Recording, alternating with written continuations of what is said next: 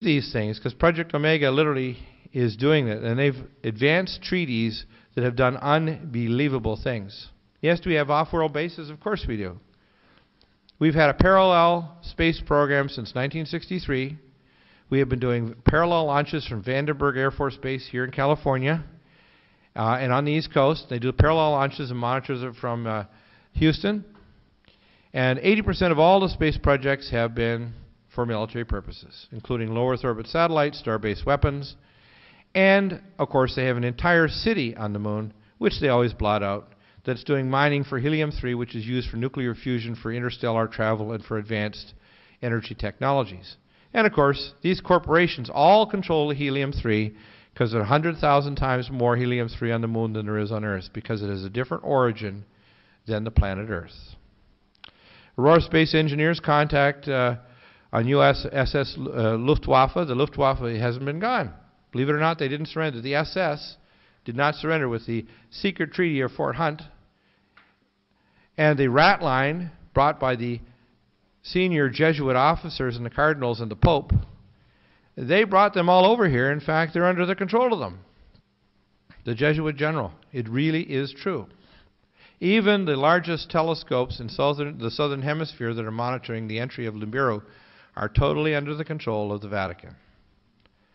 We have a Mars colony, has since 1982, and plans for terraforming 5 different planets and moons in our solar system have already been operationally started. Okay? This is a fact. I was flying back 3 years ago from New York City, and I was sitting beside a senior Sony executive in New York, up in first class, and I said, well, what's new with Sony? And he said, well, we got this new supercomputer. It's a laptop. And I said, oh, that's cool. I said, I'll bet it uses micro laser optic logic. He said, how did you know that? That's classified. I said, my buddy that worked at Signal Saturn Systems, who was a senior NSA, and a guy that used to knock off sleepers after World War II, had one on his desk in 1962. And it wasn't human technology. Most of the technologies that you think that we have did not originate in the human mind. These are technologies that have been transferred and trickled. They have technologies that are so far beyond the basis of the human mind and imagination, you can't even imagine it. And of course, a lot of these technologies also have been taken out of ancient libraries. They had electric lights 3,000 years ago in ancient Egypt. Did you know that? They had batteries. And going back even further, if you look at the technology necessary to build the ancient temples like the temple in Baalbek and the ancient pyramids, they can't be built today. How could they do it? Because they had advanced scalar technology and technologies that we don't imagine, because we're arrogant and think we're the most advanced culture, and we're actually just a culture right before the time that destroyed Atlantis and Lemuria back 12,000 years ago. And there were probably previous cataclysms for more arrogant peoples who thought they knew better because they had advanced toys. What's this? Where did the saucer technology? Well, it was channeled. A lot of this technology, when it was discovered, all of this was transferred to the Skunk Works, to General Dynamics, Lockheed Martin, all these other corporations. The Aurora spacecraft, or the Model Ts now, they got stuff that can go sublight and beyond the speed of light. They got stuff that you can't even imagine. All of this stuff is real. And I know I've talked to the pilots, I talked to engineers that actually work on the Aurora spacecraft. They travel from 5 to 12 Mach. Then they see the speed of 17,000 miles an hour to leave Earth. And then they go sublight. Sublight speed to the moon. Okay? Mind control technologies, HARP, ELF, scalar weapons. They use these in Fallujah and Najaf. They even had a thing called a SWORD, which is a operational robot that if you didn't have your dog tags, they lock on your thermal signal and they kill you, women and children, with both lethal and non-lethal weapons. Of course, it's lethal if you die, but they call it non-lethal because you might not.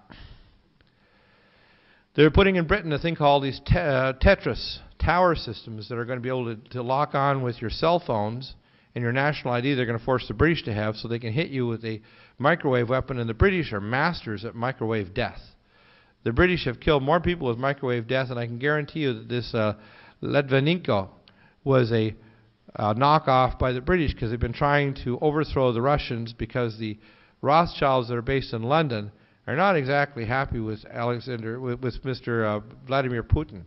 Mr. Putin has said, I'm a Russian, and I believe that we want to have a Russian empire again. So it is an empire of clay and iron, which is why my website is called Clay and Iron, because it has strong parts and weak parts. It is the last secularis empire, the last secular empire of our world. And religion is secular because it doesn't face the reality of what we are as a being. We have, cell phones like the Nokia system with directed energy to affect our minds, affect our bodies. They can cause heart attacks and strokes. There's a picture of the main Vatican library. That's the one above the catacombs. I know the people that were right there in Roswell. I actually transferred the bodies. Saw the technology. Saw the bars made of metal that didn't exist. Sorry, people might say, he's a nut talking about this. I don't care. I happen to be a cosmic, messianic Christian, which means I know that my God, which is a God of a billion galaxies and a billion worlds beyond the scope of anything, cares about me and about you. He's that great. And I say he, and the reason why is I don't say because of a sex, male or female. I say he because maleness means separate from the creation itself. God is beyond the creation and above the creation and looks down upon it and is beyond time and space and all dimensions. And disinformation programs are the smoke of a fire that of lies and hide the true nature of contacts, all the contacts. Trickle down of release technologies from above government and transnational corporations, reverse engineering to military, and eventually distant partial civilian release. The technologies that we have is a faint shadow of the reality of what we really do have. Well, is it a physical or spiritual war? Well, it's both. A physical war is circumscribes our time-space perception of consciousness. So people always want to think of the now in terms of locality, but in fact what we are as a being is we're a non-local being. And we are the 1,000 points of light. They have appropriated that term because they are the 1,000 points of darkness. And what they wanted to do is they wanted to steal away our understanding of what we are as a being.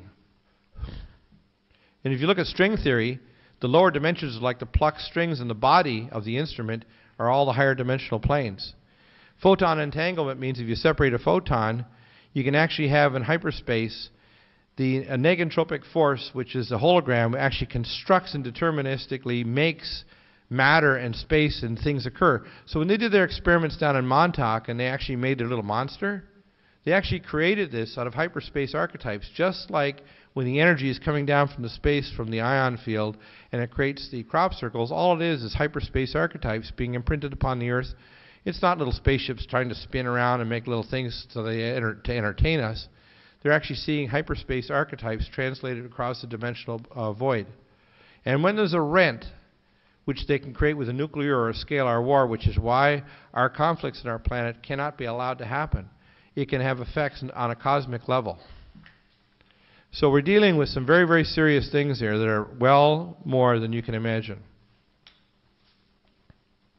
Is it a physical or a spiritual war? Well, the wall between the physical and the spiritual will disappear when we are enlightened to the true, complete nature of the singularity of universal consciousness. I'm not talking about the kind of consciousness where I don't exist anymore. I exist more because I understand what I am. And you exist more, but I also understand the connectedness of all of us because we're a corporate being. We are all part of the same being. And we literally, as all the spirit beings of the universe, we sing a song that literally creates all possible realities.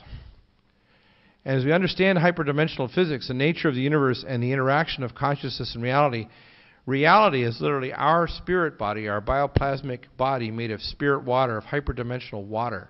So the silver cord literally moves through this collage of images that creates the nature of a timeline. And a timeline is a teaching. It's a story. It's a legend to speak to our spirit, to make us as shards of the broken mirror. So God looks back at his own face and sees a small shard of light and understands and then is able to experience himself. So The whole nature of the universe is God experiencing himself.